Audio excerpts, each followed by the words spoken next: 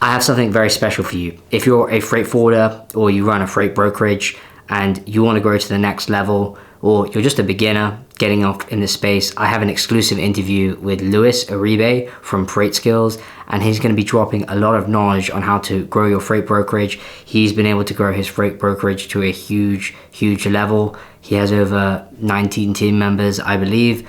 He has multiple offices, and he's absolutely killing it right now. So I hope you found this video incredibly insightful, because Luis drops a lot of value and a lot of crazy things that very few people are talking about right now. So I'll see you on the other side. Today, I'm here with Luis Uribe from Total Connection Logistics, Hey guys. and he is honestly a veteran in the game. And today, I just want to ask some questions about how he grew his firm. He's had some high level of success. He does consulting for other people, trying to grow their own logistics firm. So, yeah, let's just jump straight into it. How did you get started in this space, Lewis? Yeah, good to meet you. Great to be on here. And actually my first interview, so uh hopefully we could do some more. But yeah, I got started it's a little bit different than the typical. I wish I could say that I grew up in a box and then now I'm this successful, logistics professional, but my background came from taking over a family business, and that comes with its own challenges. So my family started our firm back in 1995. I was about 2 years old at the time. They started just from being involved in related industries, and eventually,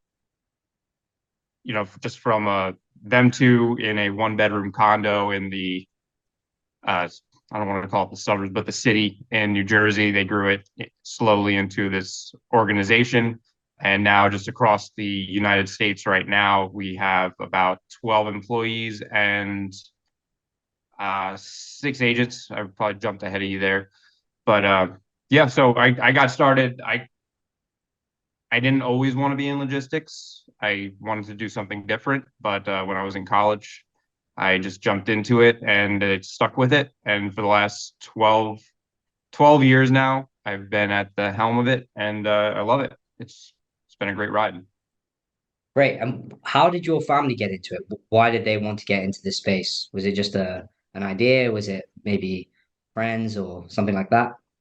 Yeah, so back in the day, in the 90s, before everybody had the internet and access to all this information, this was more of an underground industry.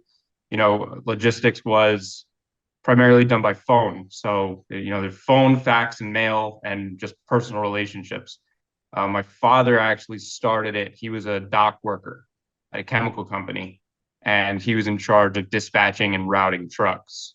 So the concept of brokering wasn't new, but he saw an opportunity to take the skills that he was developing as a just a truck router, a simple truck router, to getting involved in company supply chains a little bit more. So he developed it from a very low level and then started to graduate into helping bigger companies, and then all of a sudden it grew into what it is today. So they kind of stepped into it. They weren't always an entrepreneurial type, but I could we could talk another time about the whole story. But it oftentimes when people jump into a business, it's because of some form of suffering, whether it's self-inflicted or in the current situation that they're in. And in our situation, wasn't being treated very fairly where he was, and he wanted more, and he had a vision for his family. So just like any entrepreneurial person, that's how he started. Yeah, okay, that's really interesting. And kind of tapping onto that, obviously they started their firm a long time ago, right? Many years ago. Mhm. Would you say that there's different challenges when starting up a firm right now as opposed to, 20 years ago, 25 years ago?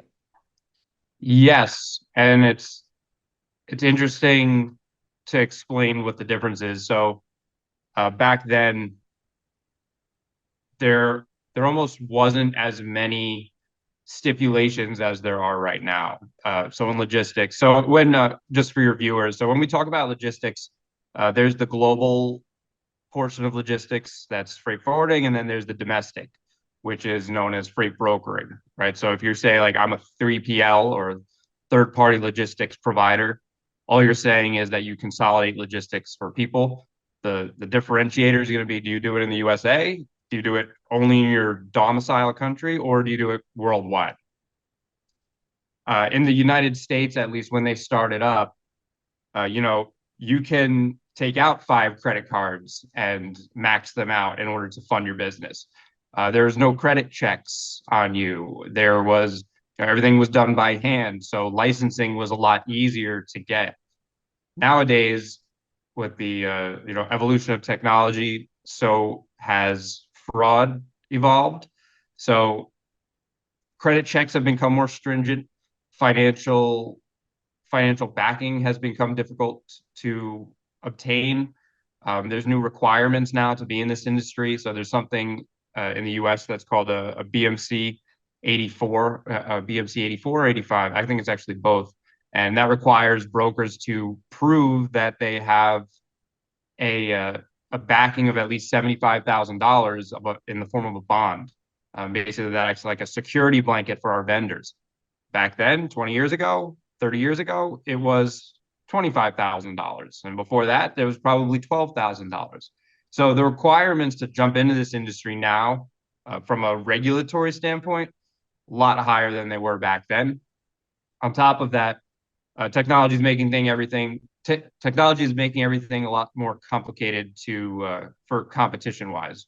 Rates are very transparent. Tactics are very repetitive. So, everybody's using the same tools. Everybody's got access to the same resources. Somebody in a bedroom, like I'm in right now, somebody in a bedroom could compete with somebody that's in a multi-million-dollar building. So it is a lot more difficult to start up right now. Doesn't mean that it's impossible, but there are more challenges that come with starting in this landscape. But again, where it's easier, there are some aspects where it's harder. Where it's harder, there are some aspects where it's easier. Internet, for example, we used to have to communicate with trucks with fax machines, and not everybody had a cell phone. So imagine, in order to find a vendor, you have to drive down highway, go to a port, and if you're doing importing and exporting, and you have to look at the names of the companies that are doing the work, and then call them and hope they pick up. So a lot has changed in the logistics landscape, and I might look young, but I've actually been through and seen a lot of the evolution, and I can appreciate where it is now. Right. And as someone who's starting today, there's obviously a lot of people out there trying to start a freight brokerage or, get into the industry. What would you say would be something that would be a realistic goal? Like, was there something that you should know before you start? I think there's a lot of content out there on how to start one, right? But Yeah. sometimes maybe people aren't as transparent when you're starting a new business. There's a lot of people selling these courses and everything. So I'm curious to see what you think, because I come from that kind of industry as well. Come mostly from the make money online agency world. So I've seen there's sometimes charlatans and everything. So what do you think is realistic starting up, and maybe kind of delve into that?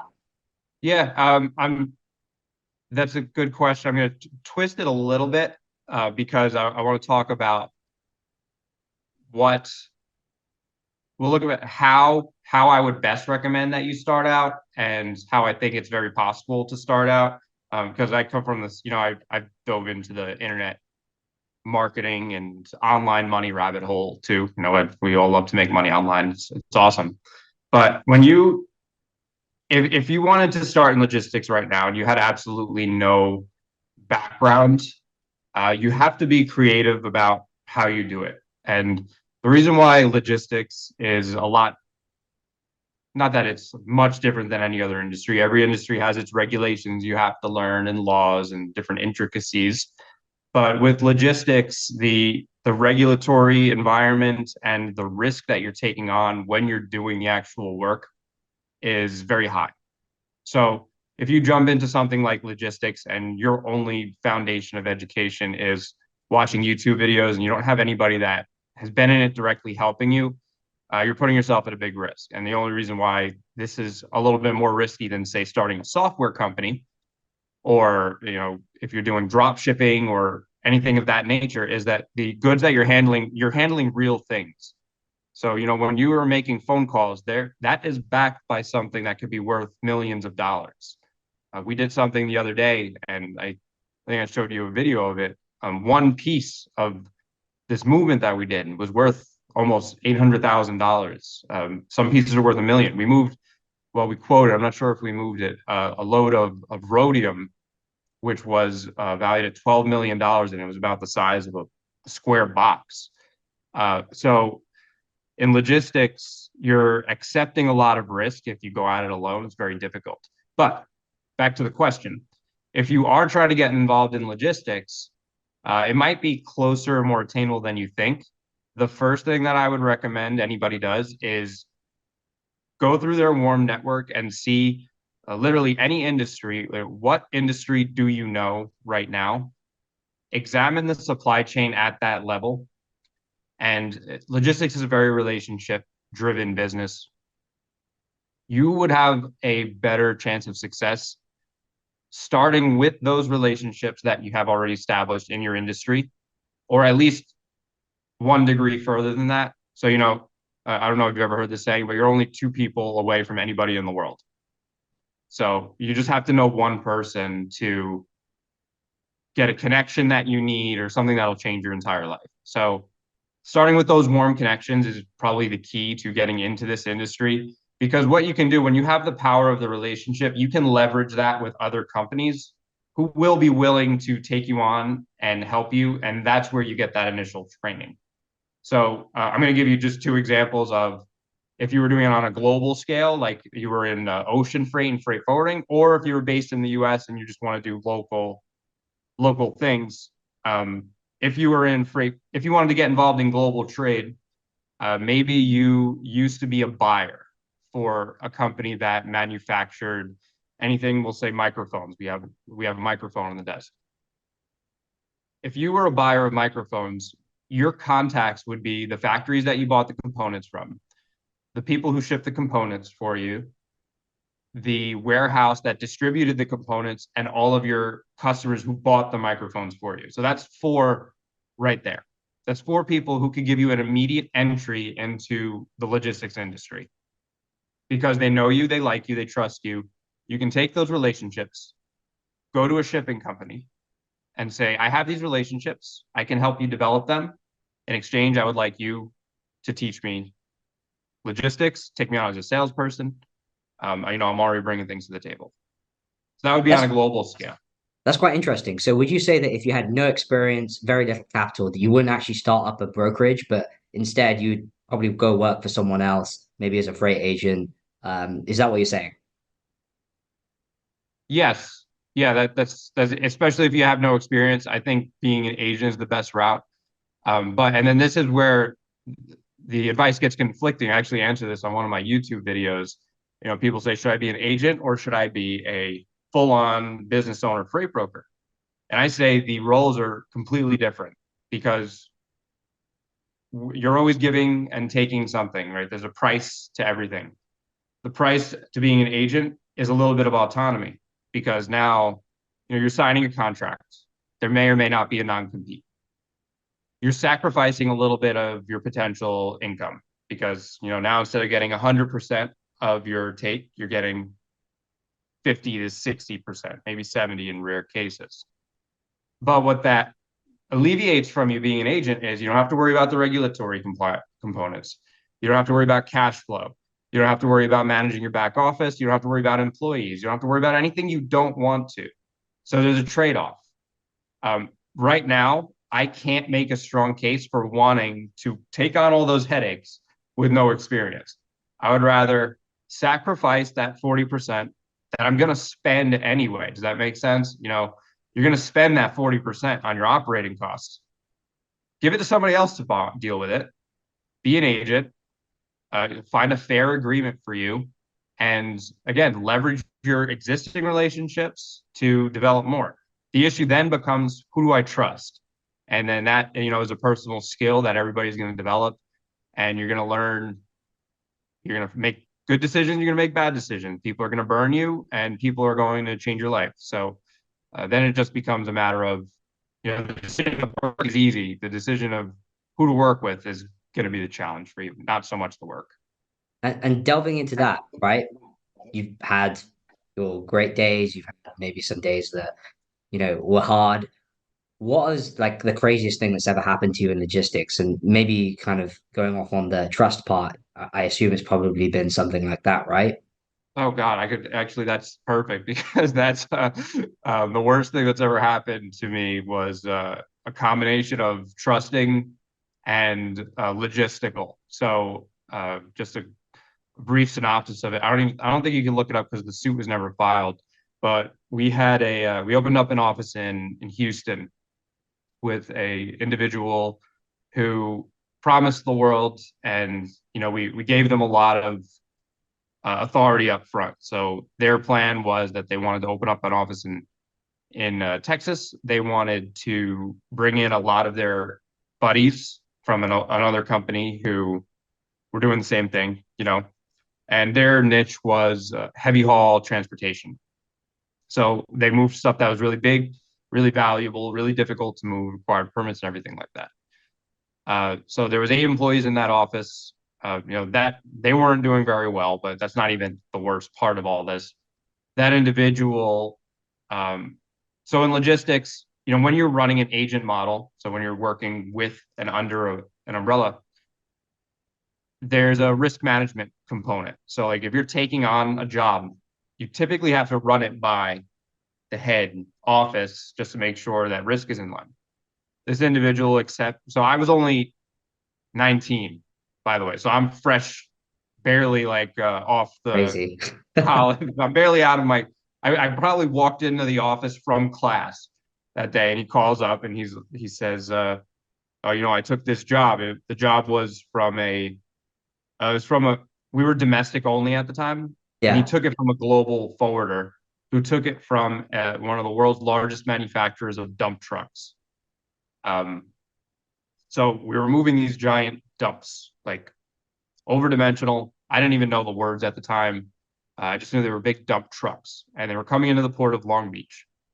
All of these trucks cost so that I'll get a little technical. So when you're at the port and you're doing import exports, if you're bringing in these large components, they obviously can't stay at the port forever. So when they arrive, if you don't get them out in a certain amount of days, that's predetermined. You're paying storage based off of weight and square meter, and you're paying crane fees to lift this thing up and move it around the port. So fast forward a little bit, 8 big dump trucks came into the port of Long Beach. I have a video of it on my phone still. And the truck went in to pick it up, and the permits were wrong. The dimensions were off by a couple feet. And the feet determined, I think, determined whether it was something called a super load and an overdimensional load. I believe that was my understanding at the time. Again, I was like a fetus. So the so the permits were wrong. Meanwhile, all of the cranes were mobilized. We had police escorts there. We had a whole team of people waiting for these dumps, and the dump trucks were trying to meet a deadline at a mining operation. In this industry, every email in my box says urgent, and it will for you. If you're just getting into this industry, every email is going to say urgent at this point. You just got to get used to it. So each dump, there were 8 of them, cost between $8,000 and $9,000 per day, every day that it sat on the yard. On top of that, permits took 3 to 5 days to process. So if you do the math there, that's 8,000 per day times 8 with 3 to 5 days processing time of the permits. We were able to push the permits view in 2 days, but 8,000 per day times 8 plus a little bit of negotiating Yeah. came to about it was about an $87,000 bill for just waiting time. So, again, I'm 19. This guy accepted this job, didn't tell us anything about it, botched the measurements. He didn't do his due diligence on the carriers that he used. So at the end of the day, The job ended up costing us an additional $80,000. We weren't a big company at the time. We weren't huge. We didn't have the cash flow for $80,000. When we billed it and said, this is what happened, that was denied. And we started a collections process. So now we have $80,000 on our books that's open. The job was complete. And the part that I love about the story is that the trailers that were delivered were the wrong spec. So they ordered the wrong components and they couldn't even use the freight. So that I got a little bit of silent revenge there without having to do anything. But essentially, we went after them legally, and the lawyer in the particular case started coming after the individuals who were helping us personally. So they were playing very dirty, and it just became an $88,000 loss. On a very complex freight mode that I didn't know. Very early on in the job. At the time, my dad was still involved. We're a family business, so I wasn't running things completely on my own. But that sort of is what jump started me into saying, like, okay, I need to know how to do a lot more than I know right now, and that's what got me started learning different types of freight modes. So, I could talk a little bit about, like, when But people really started quickly, this. you said something about trust there, right? So essentially, the failure of trust was in the person that you were working with. They took on a Right. load that was essentially they didn't vet it, right? They didn't ask the right questions, Right. and They didn't ask the right questions. They didn't follow the processes. And they were in a position where we did trust them. So now, that opens up a dilemma of, like, you have to empower your people, but how much can you empower them and how you empower the right people? So yeah, he had a lot of trust in him, and eventually after that job, he just walked off. He left after that was done. He just left. Left the office completely empty. And that was a lesson in trust. Now that office is thriving with the new management and the positions we have over there. We'll talk about that later. But yeah, so that was the biggest lesson in trusting people and building relationships on top of a logistical failure. So that was a yeah. transcending event in my career, at least. And my question as well is, it seems like when you started to be more involved in the business kind of took off a little bit more from my understanding of like all of your content and stuff. What were the key things that you did when you started getting into the business to kind of take it to the next level? Yeah, so the biggest thing that I did was definitely the adoption of technology. So, like when we started, barely did not even have a website. I'm not going to say the website is what started everything, but because the fundamental change in what actually started to grow the business was getting involved in more risk. So I was getting involved in those big moves. So, just because I failed at that move, I failed because it's our company. We took on more of them and we learned how to do them. So now we diversified our service base completely. So when I came in, I got our international license. I got involved in air freight. We got involved in overdimensional cargo. We shifted from just doing dry van, for example, to doing hazmat. We sharpened our processes up so we could get more done with less employee overhead. So there was a lot of fundamental changes that we made inside of our company and then the biggest thing was hiring. So people, bringing on the right people. And for every one bad one, you hope that you find one good one, and then that one good one stays, and you do it again and again and again. So growing was really dependent on first building the foundation a little bit better from the old fashioned model to bring it up to more modern times, and then people. It was definitely people, and we have an amazing team of a lot of people have been with us for 20, 30 years, about 25 years, the longest right now. That Wow. speaks to, like, how we built an organization, and they're great. We're all friends, and we have a great culture, and that's really what the key to it all was. So say you were to look, because you do a bit of consulting, right? Some people come to you, they want Yeah. to grow their firm to the next level. What would you say are some of the key pitfalls that are holding people back, kind of at the stage that you were at? Maybe they're doing, I don't know, maybe seven figures a year, or they have like, 10 employees or 10 team members, but they want to grow to like the next level. What would you say are the kind of key challenges most people face, and how you go about solving it? Would you say it's tech? Would you say it's hiring? Is it a bunch of Yeah. different things? What do you think? So the first the first part of that is a lot of people when they get to seven figures, they have one of two issues. It could be either of the two. One is they're doing it all themselves because one person is capable of getting to $1 to $2 million. A three-man, a husband, wife, and uncle team operating out of three different houses and using their cell phones can get to $1 to $2 million in revenue. The other issue so that's issue number one. Your team's too small and you're overloaded. Issue number two is you have 10 people working for you and you're only doing $2 million because now your overhead is up here and that's going to lower your profit margins. You're not going to be able to sustain yourself. So the first thing that's going to hold you back from getting past seven started before you ever got there, and that was your vision for where you want the business to go. If you want any business, especially logistics, to be a side hustle or like one of my old mentors called a pair of golden handcuffs. I learned that from Craig Ballantyne. I don't know if you ever followed him. Personal development structure, and check him out if you're watching this. If you build yourself a golden handcuffs and you don't have the vision to release yourself from the business, you're going to build yourself in it. And then all of a sudden, you get to this certain level and now your business is your life. You have no life and you're never going to get to eight figures or the next level, whatever that is, 6 to 7, 7 to 8, 8 to 9, because you didn't build it with the end in mind. You're building it. You built yourself a box around it. So that's number one. The vision has to be there.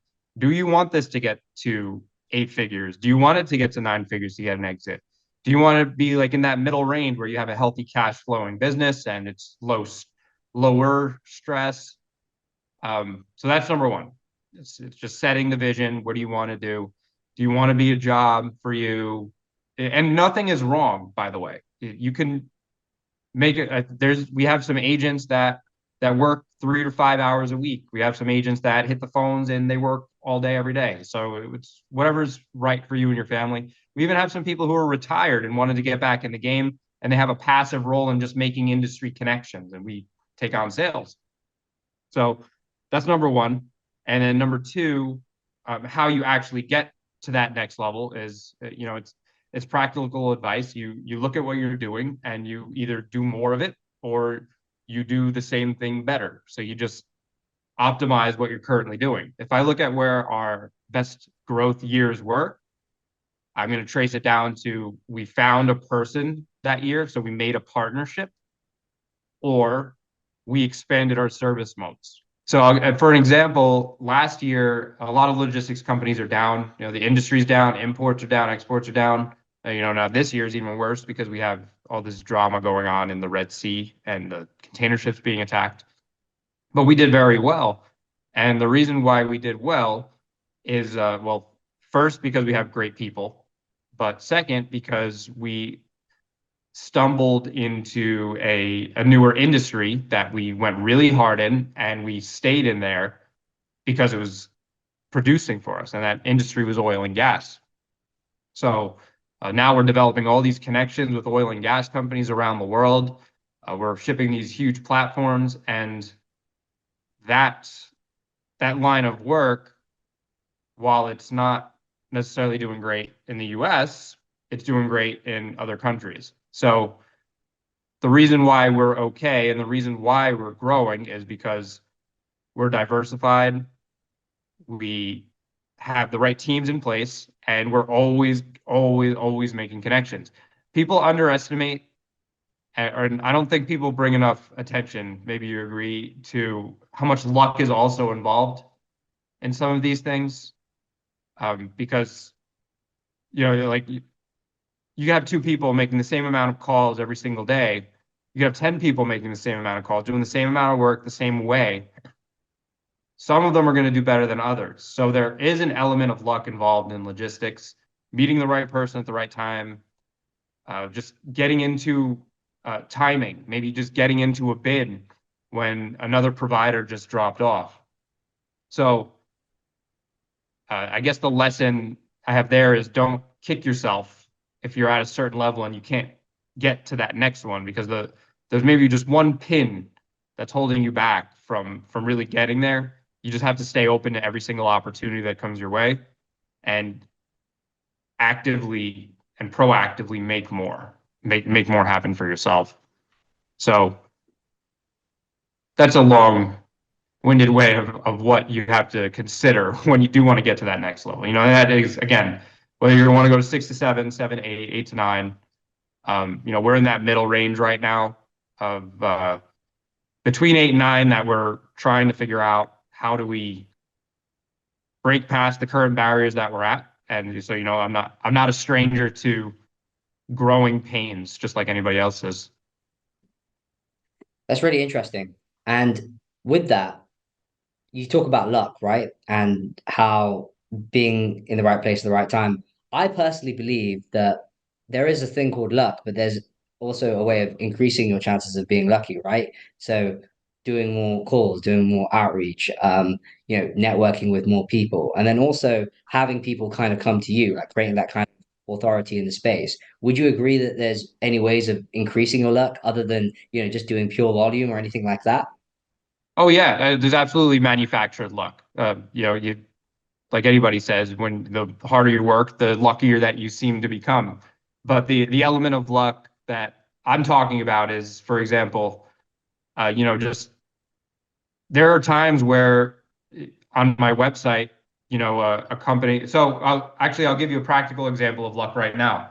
One of our shippers stopped using us last year, and not for any reason other than a cost component. So they said, we love your service, we love everything, but we can't justify any additional costs right now. We're going directly to our vendors. So, in logistics, we're the middleman, vendor, customer. They're cutting us out. Recently, there was a large rail shutdown in around Georgia, right? So it's going on right now as we're filming this video. That shutdown means that their current logistics plan just will not work. It cannot work, and they had to improvise. How did they improvise? They called us. They said, we have full tanker cars of chemical sitting in this rail yard. It can't get out. We need your help." That resulted in a 50 load campaign. So just so far, and it's going to be more. So the reasons we got that job is because it was a combination, like you said, of manufactured luck, building that relationship, investing into that relationship. But, we have some other force over here that helped propel that to us. Because we didn't make the rail go down. It was either I think it's a mechanical issue. As by mechanical, I mean it's a actual physical issue with the rail. It's not because government stuff happens too. If you're into trading stocks, like you might trade a stock and then the next day a certain Secretary of State buys it and it goes up $150. That was luck, So there's always an element to luck, but it's best practice, like you just said, and I agree that you do everything that you can to make your chances of experiencing that as possible. If we're not making those calls every day, if we're not maintaining those relationships, this doesn't happen. So you have to prepare for both. You can't just depend on luck. Exactly. Okay, well, yeah, great. I mean, I think you've shared a lot of amazing insights, and I really appreciate all of the information that you've shared. How can people get in touch with you? Say they want help growing their firm to the next level, or say they're a Yeah. beginner and they need consulting help. How do people get in contact with even your logistics company as well? Yeah. So if you need help shipping anything in the world, I'm not going to say whether it's a 1 pound box or a 40-foot container. We focus on big stuff. So, if you're an e-commerce company, if you need help importing something from into or out of anywhere in the world, you can get in touch with me at totalconnection.com. And I'm very involved in the business. So, if you chat on the website or you send an email in, I'm going to be the one that sees it most likely, and then disseminating it to my team. If you are a logistics company and you're looking to grow and get to that next level without costly, what do they call it? I just blanked out. Without trial and error, that's what it is. I was just using this word with somebody. If you want to grow without trial and error, that's going to be freightskills.com. You can find me on YouTube at youtube.com/freightskills, or again freightskills.com.